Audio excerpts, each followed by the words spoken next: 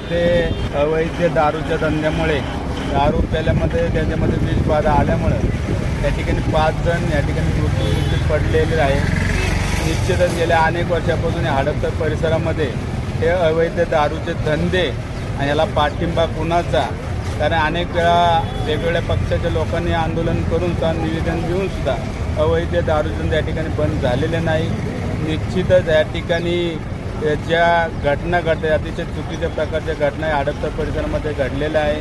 जो कोणी व्यक्ती यामध्ये असन त्याच्या कठोर कारवाई या ठिकाणी झाली पाहिजे.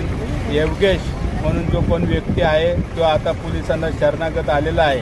त्याच्या शरणागत यायचं मागचं कारण काय, निश्चितच याच्या मागं मोठा षडयंत्र आणि मोठं याच्या मागं पूर्ण परिसरामध्ये यांचे एक साखळे असल्याचं या ठिकाणी जाणून येते.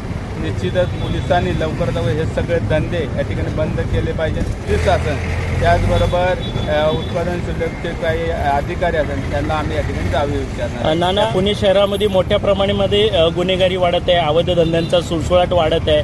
पोलीस प्रशासन या सगळ्या गोष्टीवर कारवाई करण्यासाठी कुठं कमकुवत पडते का, काय सांगाल? पोलिसांनी ह्या गोष्टी कठोर कारवाई केली पाहिजे. ज्याच्याकडे लक्ष द्यायचं त्याच्याकडे लक्ष दिलं जात नाही आणि खाऊ गल्ल्या जे रात्री अपरात्री ज्या ठिकाणी बाहेरून नागरिक येतात त्यांच्यासाठी जे खाऊ गल्ल्या किंवा पोटावरचे जे उपासमारीचे जे काही साधनं असतात ते चालू असतात त्याचे ते बंद करायला निघाले. पहिल्यांदा पोलिसांनी ह्याच्याकडे लक्ष दिले पाहिजे. जे अवैध धंदे असन, ज्या ठिकाणी गांजा ड्रग्स विकले जाते हे सगळं पहिलं बंद केलं पाहिजे. 88 इंजेक्शन्स त्याबद्दल काय सांगाल ना?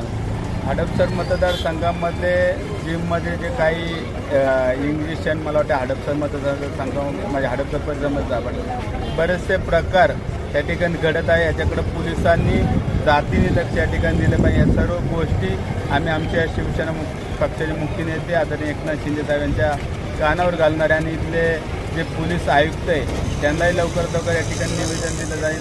आणि त्याचबरोबर औषधं पुरवठा बेकायदेशीर व्यवसाय या ठिकाणी चालतात त्याच्या लवकरात लवकर कठोर कारवाई करण्यात यावी यासाठी आम्ही निवेदन दिलं जात आहे. तुम्ही जर आमच्या चॅनलवरती नवीन असाल तर आमच्या चॅनलला लाईक, शेअर व सबस्क्राईब करा.